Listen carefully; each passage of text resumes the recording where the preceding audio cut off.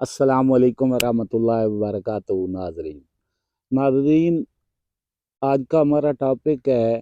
اقرار الحسن اور حق خطیب کے بارے میں۔ یہ جو ایک ہائپ سی کریٹ ہوئی ہے تو اس کے بارے میں ہم گفتگو کریں گے۔ ہماری جو رائے ہوگی وہ نیوٹرل ہے، ہماری ذاتی رائے ہے، آپ اس سے اختلاف بھی کر سکتے ہیں۔ تو یہ ایک ہائپ کریٹ کی گئی ہے اقرار الحسن صاحب کی طرف سے کہ وہ بار بار جا رہے ہیں حق خطیب کی طرف اور اس کو فیک ثابت کرنے کی کوشش کر رہے ہیں۔ تو ایک طرف اقرار الحسن صاحب مانتے ہیں حق خطیب کے جو والد محترم ہیں وہ سچے ولی تھے، تو جب ان کے والد گرامی کو آپ مانتے ہیں تو اور ان پر بات کرنے سے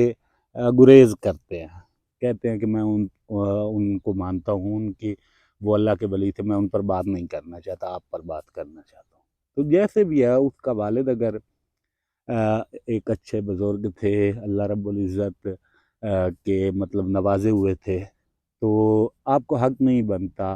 اس کے بیٹے کو ایسے ذلیل کرنا۔ ایک دوسرا سوال جو کیا تھا اقرار الحسن صاحب نے حق خطیب سے کہ آپ دم میں کیا پڑھتے ہیں، تو حق خطیب صاحب نے کہا کہ میں چاہے بسم اللہ پڑھتا ہوں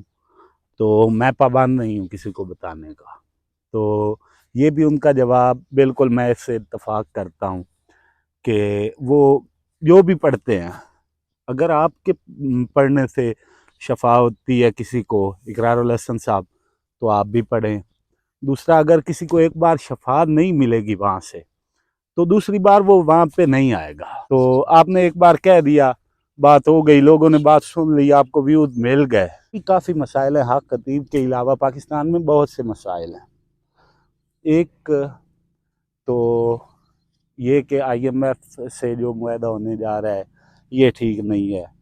اس پر آپ اپنی جو ہے نا فوکس کریں کہ بیرون ملک جو بھی سیاستدان ہے یا پھر جو بیوروکریٹ ہے، جو بھی سرکاری ملازم رہا ہے جس کی رسائی تھی قوم کے پیسے تک، اگر اس نے کوئی خیانت کر کے اس کا کوئی بیرون ملک کوئی اکاؤنٹ ہے تو اس کی تفصیلات آپ اکٹھی کریں، جن کی جائیدادیں ہیں، وہ جنہوں نے ہمارا پیسہ لوٹا ہے، وہ آپ سپریم کورٹ کو کہیں، آرمی چیف کو کہیں کہ جناب، اور قوم کو بھی کہیں کہ آپ میرا ساتھ دیں، ہم نے آئی ایم ایف سے معاہدہ نہیں کرنا۔ ہمارے ہی پیسے لوٹ کر جنہوں نے بیرون ملک جائیدادیں بنائی ہیں وہ پیسہ واپس ملک میں لایا جائے، ہمارے ہی ملک پر۔ اور اصل میں ان لوگوں پر صحافت کا حق بنتا ہے بات کرنا، ٹھیک ہے۔ دوسرا، اقرار الحسن صاحب اتنا زور جو آپ حق خطیب پہ دے رہے ہیں، آپ اتنا زور دیں عمران خان کو چھڑوانے پر۔